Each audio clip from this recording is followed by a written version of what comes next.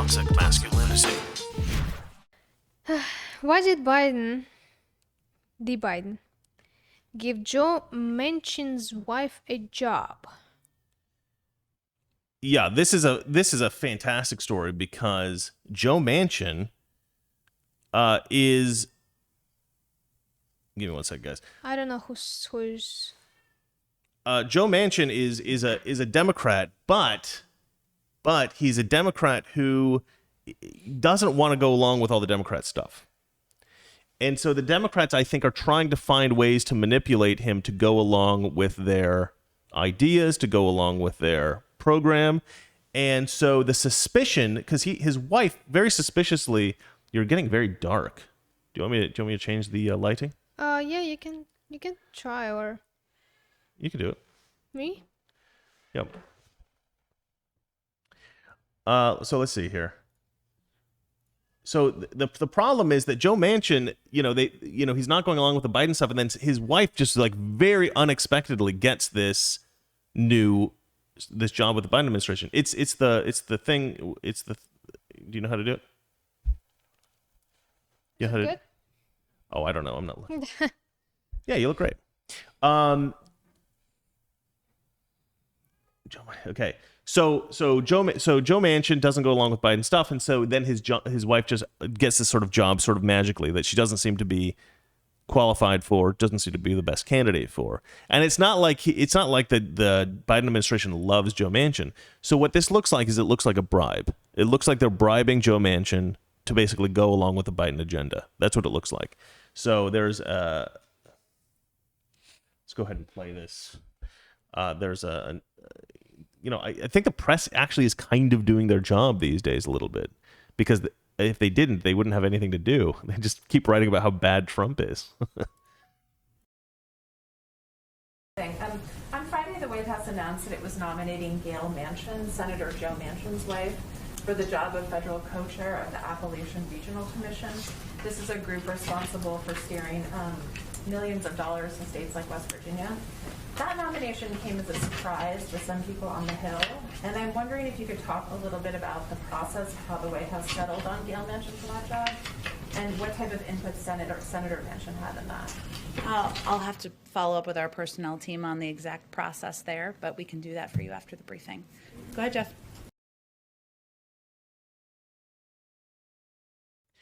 All right, so circle back Psaki strikes again, refuses to answer the question. Yeah,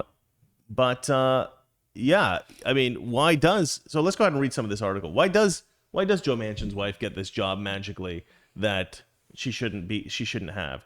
It seems suspicious. Let's have a look at this. White House press secretary declined to answer questions Monday on President Joe Biden's decision to appoint Gail Manchin, wife of West Virginia Democrat Senator Joe Manchin, to be the co-chair of a key federal commission on Friday.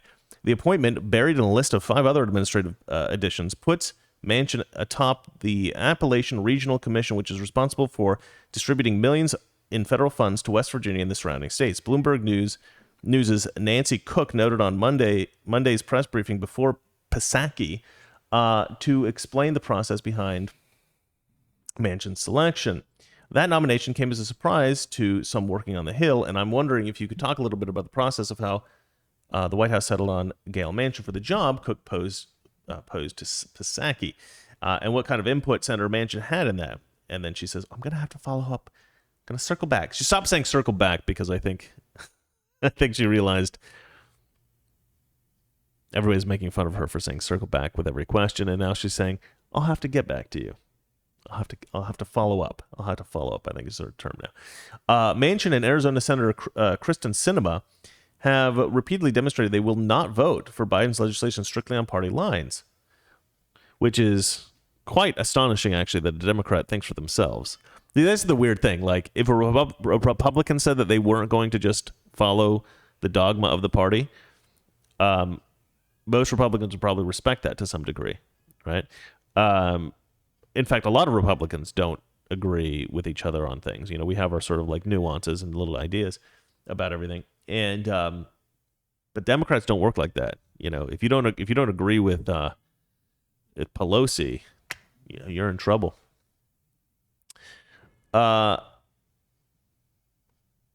Yeah, and the Gail Manchin appointment came just days before Biden is scheduled to unveil an ambitious spending package with worth more than $3 trillion. The president has also signaled both publicly and privately that despite past misgivings, he is prepared to kill the Senate filibuster in order to pass potential gun control measures, which Manchin opposes. It should be noted that it is unprecedented for congressional lawmakers' spouses to serve in the executive branch. It isn't unprecedented. It has happened before. What am I saying? Elaine Chao, wife of Senate Republican leader Mitch McConnell, served as transportation secretary for the majority of former President Donald Trump's time in office. But that also is not good. I don't like that. I don't think she should have served in that position. I think that was corruption on behalf of Mitch McConnell. I don't like Mitch McConnell. I mean, he's a Republican, so oh shoot, I didn't even have the thing open. Anyway, I don't like Mitch McConnell. He's a Republican, so I like him for that reason. Whatever. But I mean, his wife's family owns a major company connected to the Communist Party of China.